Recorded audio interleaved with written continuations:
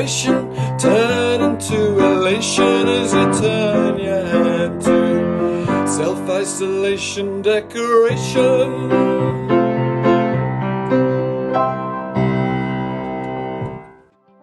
Hello, Phil here from Paint the Town Green, giving you some suggestions and tips of things you can be doing while you're stuck in the house during lockdown, or as we now have partial lockdown. At Paint the Town Green, we're delighted that the Prime Minister decided it's safe to ease the restrictions a bit. It means we can start thinking about booking in projects for the summer.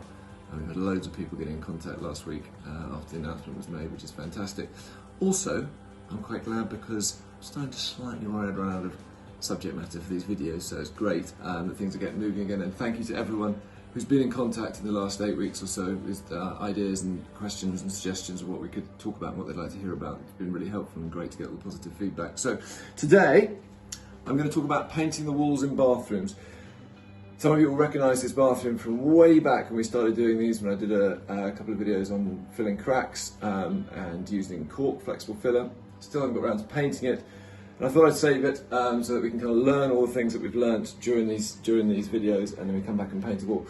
Two really important things that I want to share with you about painting bathrooms. Some of you may know the first one, probably very few of you will know the second one. First one is painting walls and ceilings in bathrooms. Wherever possible, try not to use matte emulsion. Okay, now at Paint the Town Green we do two finishes for walls and ceilings. One of them is matte emulsion and one of them is wipeable emulsion. Wipeable emulsion is what you should use in a bathroom. The equivalent products in different brands, Farrow & Ball do modern emulsion, Papers and Paints do Architects emulsion, I believe they call it, and Little Green call it Intelligent Matte. Those are the products that you want to use in a bathroom. The trade equivalents of them are things like soft sheen, vinyl silk, or they just call it a bathroom kitchen paint sometimes in more DIY versions. The reason you use these products is because they are moisture resistant.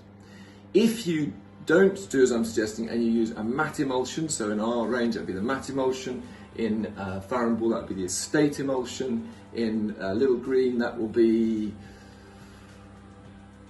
forget what they call it, Little Green, one of them's absolute matte, anyway it's the one that's not the wipeable one.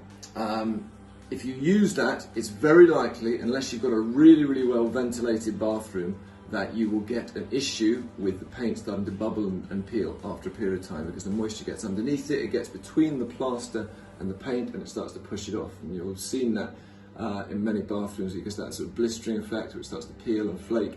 It's usually linked to the paint used. Not always, because bathrooms can be a little bit of a can of worms with different things causing problems like poor ventilation, excessive steam building up, condensation, all these things. So bathrooms are tricky, but you give yourself the best chance making it work if you paint them with the right product.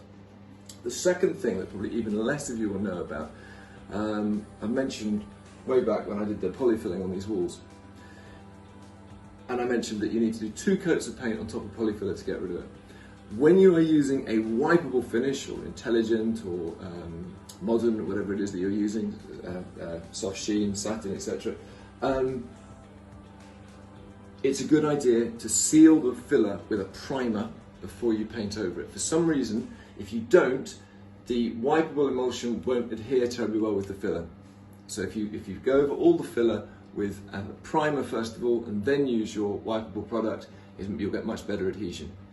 So you do a spot prime first, and then you do your 2 coats of your wipeable product. So that's 2 little fact-based things, but those will really help the longevity of your work in your bathroom. So I've got my spotted primer here, my potted primer rather. I'm using this product, but there are plenty of other, any sort of primer product will do. The point is that you're just sealing in that filler. You don't have to do it on matte emulsion in bedrooms or hallways or whatever, but if you're doing a bathroom with a wipeable product, it's a really good idea just to maximise your chance of the longevity of the work. So I'm going to spot prime with a primer, and then I'm going to roll the whole thing with wipeable emulsion. Here we go. Right, so I've primed all my filler and we're ready to paint. So what I'm going to need for it, if you pan down here, I'll just show you. I've got a brush that I'll use for what we call cutting in. That's all the edges where you need a straight edge. And then I'm going to be using a mini roller, because there's only one wall I'm painting here. And the time it takes to clear out a bigger roller, it's actually going to be quicker just to use a mini roller, which is slightly slower to work with, particularly on bigger areas. but because I'm doing such a small area, that's fine. If we're going to use a bigger roller, that's a sleeve for it. The other reason I'm not using bigger rollers is I don't have a handle for one of these with me. But that's a 9-inch roller sleeve, which is what most people will use traditionally for rollering a wall. So I'm going to do the edges, but we're not using that. So I'm going to do the edges with my brush, and I'm going to fill in the main area with the roller. I've also now managed to find a paint scuttle. You might have seen me using a Tupperware box on an earlier video. I've managed to find this, again in the shed. My shed holds a multitude of things. So that works very well. Make sure that whatever you use to hold your paint in, you can still use you can improvise if you need to, maybe a roasting tin. Tread carefully with that, with a roller, but make sure it's wide enough so that you can roller the paint.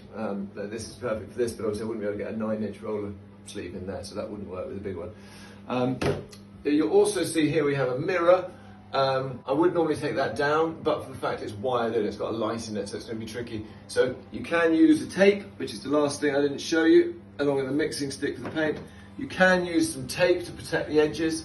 I'm not going to, because I think I'm jolly clever, which will probably end in tears, but I'll just cut in very accurately. But if you're worried you might get paint on something that you can't take off the wall, just protect the edges with tape. It's worth spending a couple of minutes doing that rather than half an hour trying to clean it all off at the end. So here we go. I'm just going to show you now how you use a brush to paint the edge. And we did this a bit with when we were painting the shelf. I'm just going to show you again. So I would normally come across the top and then come down the sides, but let me just show you here. I'll do it here. So we get our paint and our brush, I'll show that. We tap off the excess on the side of the thing. We then offer up our paint. Again, we just go slightly short of the edge we're going to. And then we splay the bristles, and that edge that we've caused by splaying it, we use to get our straight edge. Now, even though I've got the same colour on the wall and the ceiling here, I'm still cutting in carefully, because same colour as I'm going on to, same colour, but you never know if there's been a bit of colour fatigue or a bit of discolouring or a bit of, grubbiness that's accumulated on the ceiling. If you keep it sharp, you'll disguise things. If I splat it all over the place, it doesn't matter because it's the same colour, you might well see the different new paint against the old, but when you lose it on a corner, there's so many different shades of light or whatever that you can disguise pretty much any discrepancy.